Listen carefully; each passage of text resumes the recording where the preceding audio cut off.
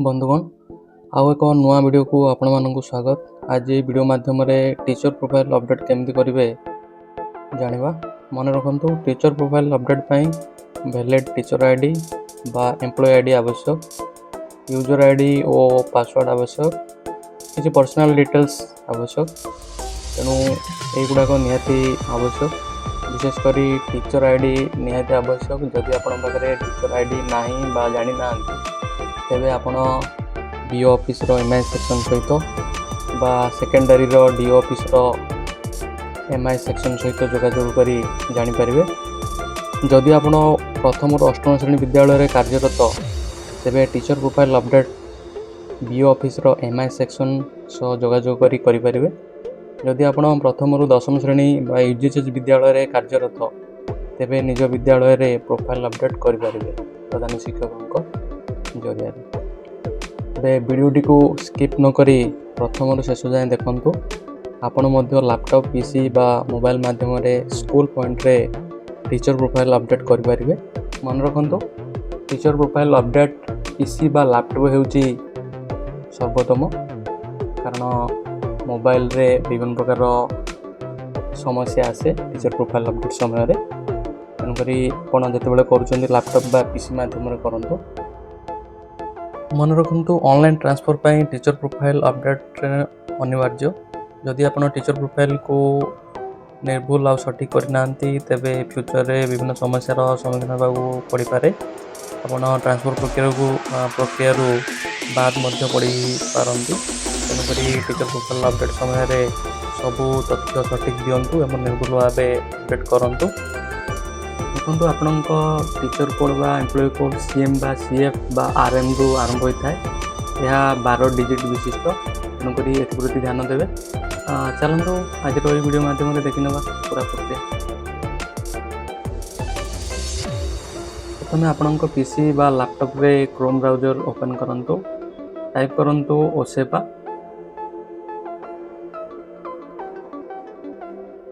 Type करके enter करंतु। देखंतु पोर्टल ओपन हो जाइए।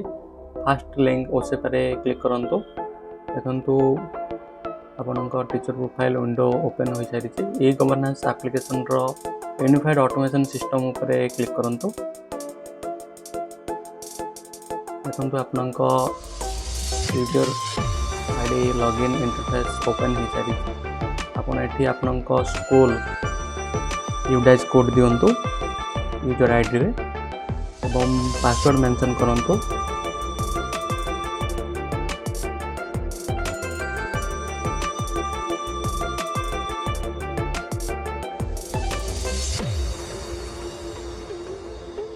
तापरे लॉगिन करंतु।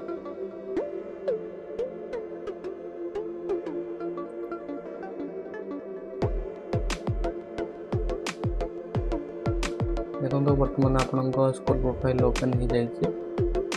आपनका स्कूल प्रोफाइल रो डैशबोर्ड रे देखो left side row bottom row ऊपर एचआरएम सेक्शन अच्छे। एचआरएम सेक्शन को क्लिक करंतु।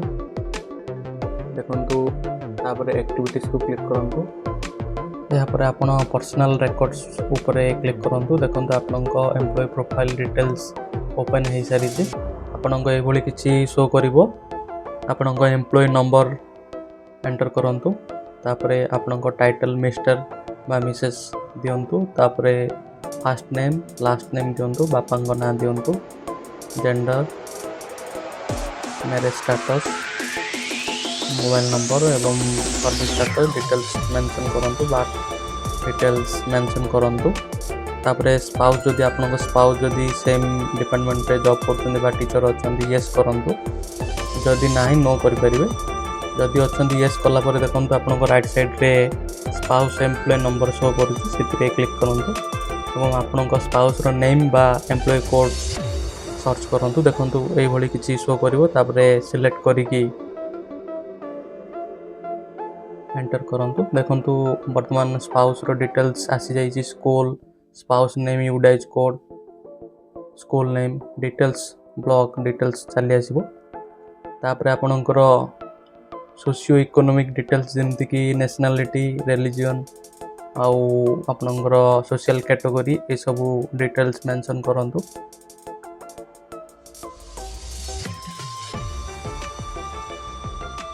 आपणकर ब्लड ग्रुप डिटेल्स मेंशन करंतु।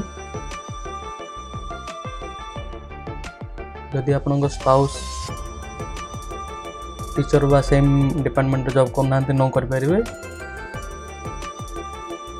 से PWD जदि अच्छी ताले येस करंतु, जदि नहीं नो करंतु। जदि एक्स सर्विस मैन अच्छी येस कर पारे, जदि नहीं नो कर पारे। जदि आप स्पेशल कैटेगरी होइतिबे येस कर पारे बा नो कर पारे। देखो जदि आप एक्स सर्विस मैन भी होइतिबे ताले येस बा जदि नहीं नो कर पारे। आपन आईडी प्रूफ में पान, ड्राइविंग लाइसेंस, पासपोर्ट बा आधार जे कौन आईडी प्रूफ आप दे पारे। एड्रेस डिटेल्स रे आपन देखो राइट साइड रो कॉर्नर रे आपन ऐड देछि, ऐड रे क्लिक करके आपन प्रेजेंट एड्रेस आ परमानेंट एड्रेस मध्य ऐड करि परिबे। एवं सेथिरे आपन मोबाइल नंबर, मेल आईडी जहाँ किसी आप सब मेंशन करेंगे, डिटेल्स मेंशन करेंगे। Pin number, city, country, mobile number 1, mobile number 2 एगुड़ा सब मैंडेटरी ग्राउंड जो गुड़ाक स्टार मार्क अच्छी से गुड़ाक सब मैंडेटरी ग्राउंड। तेणुक जिते एंट्री ध्यान देवे तापर सेव करूँ। बर्तमान आपंकर पर्सनल डिटेल्स ऐड हो जाइए, आपको सेव कर दिंतु। एवं आपण वर्तमान HRMS सेक्शन को पुणी थरे जाई एक्टिविटीज विंडोज रे आपण एम्प्लॉइज ऑफिशियल डिटेल्स ऐड करेंगे। देखो वर्तमान आपण HRMS सेक्शन को जानतु। देखो HRMS सेक्शन गला पर आपण एक्टिविटीज विंडोज रे एम्प्लॉइज ऑफिशियल डिटेल्स ऐड करंतु। एठी आपणकर एम्प्लॉय नंबर ऐड कला परे से ऑटोमेटिक आपनका पूर्व जहाँ डाटा सेव होइछि प्रोफाइल रे से डाटा आपे आपे शो करिवो। जदि किछि आपनकर जदि शो करूनी ताले आपण एठी ऐड भी करि परिबे। जेमति कि आपण स्टाफ टाइप रे टीचिंग नॉन टीचिंग अछि, टीचिंग करिवे। डेजिग्नेशन रे आपनकर असिस्टेंट टीचर बा TGT आर्ट्स बा जहाँ किछि आपण एथिरे मेंशन करिवे। तापरे एम्प्लॉयमेंट टाइप रे आपन रेगुलर बोली मेंशन करेंगे। जदि कॉन्ट्रैक्चुअल अच्छे कॉन्ट्रैक्चुअल बोली मेंशन करेंगे। तापर डिपार्टमेंट माने आपनकर प्राइमरी कि अपर प्राइमरी कि हाई स्कूल सेटा मेंशन करेंगे। तापर डेजिग्नेशन रे आपन ग्रेजुएट टीचर कि सिटी कि जहाँ किछि आपन सेटा मेंशन करेंगे। तापर यहाँ पर आपन एम्प्लॉय पोस्ट ऐड करेंगे। एम्प्लॉय पोस्ट को एग्नेस्ट पोस्ट पाई छथि। तापर देखो आपन डिटेल्स आपन वर्तमान शो करिवो। आपन सब ऐड कर सारला परे देखो डिटेल्स आपन एभली शो करिवो। वर्तमान आपन कंफर्म हो जानतु कि आपन डाटा जा सब जहाँ भी देइचंती वो ठीक ठाक अछि कि नहीं। जेमति कि आपन date of regular, date of first appointment, तापर कोएग्नेस्ट आपन पोस्टिंग हेचंती डिटेल्स। आ जदि चाहिए ऐड मोर रे अधिक ऐड कर पारे सेडा आवश्यक नुहे। आप चाहिए करेंगे ना स्किप करेंगे। तापर आपनकर डिटेल्स देखी दिंतु आपनकर सब ठीक ठाक अच्छी कि नहीं।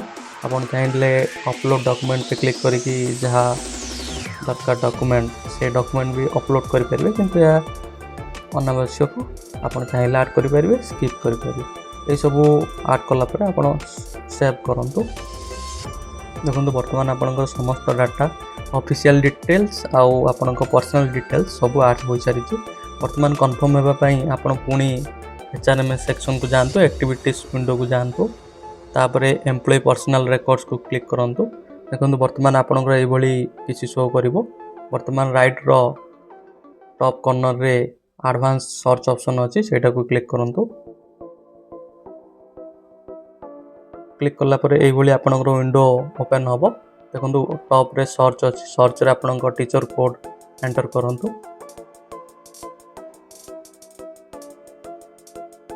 टीचर कोड एंटर कर सारा पर बॉटम रे सर्च ऑप्शन अच्छी, सर्च ऑप्शन रे क्लिक करंतु।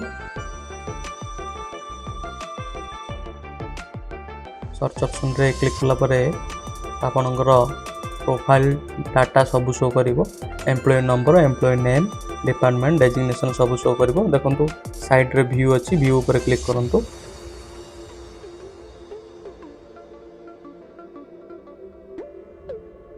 देखंतु व्यू ऊपर क्लिक कला परे आपणक डिटेल्स सब डिटेल्स जहा आपण आगरु डाटा देइचंती ऑफिशियल रिकॉर्ड एवं पर्सनल रिकॉर्ड रे सब आसी जीवो और आपण चाहिले फोटो भी दे पारिबे किंतु मैंडेटरी नुह फोटो को भी स्किप कर पारिबे तो ये पुनर्बार आपण चेक कर दियंतु जे आपण डाटा सब जहाँ देइचंती सब ठीक अछि कि नै मेंशन हेछि कि नै आपनकर स्पाउस जदि स्पाउस ग्राउंड अप्लाई करछंती ताले स्पाउस निश्चय डाटा रहइबा को पड़िबो जदि स्पाउस डाटा न शो करछि ताले आपण ट्रांसफर प्रक्रिया में निश्चय बात पड़े तेणुक स्पाउस डिटेल्स को बेसी फोकस करेंगे जो मैंने अदर ग्राउंड अप्लाई कर स्पाउस नो करदे तो ये चेक कला कन्फर्म हो जातु एवं फाइनली आपण सेव करनी देखो बर्तमान आपण समस्त डाटा सेव हो सारी बर्तमान आपण ट्रांसफर प्रोसेस आगामी ट्रांसफर प्रोसेस आपण लॉग आउट ऑप्शन को जानतु टॉप रे देखो लॉग आउट ऑप्शन अच्छी राइट साइड रो टॉप रे लॉग आउट कर दियंतु लॉग आउट कर सारला परे आपणक जो एम्प्लॉय कोड सेटा होची आपणकर यूजर नेम एवं पासवर्ड आपण जानि नांत जेतु तेणु करी रिसेट पासवर्ड ऊपर क्लिक करंतु आपण प्रोफाइल रे देथिबा मेल आईडी बा मोबाइल नंबर माध्यम रे आपणक पासवर्ड को रिसेट कर परिबे मु एठी मोबाइल नंबर देइछि वर्तमान आपण एठी मोबाइल नंबर देला परे आपण यूजर नेम एंटर करेंगे आपणक एम्प्लॉय कोड होची आपणक यूजर नेम तापर सेंड ओटीपी ऊपर क्लिक करंतु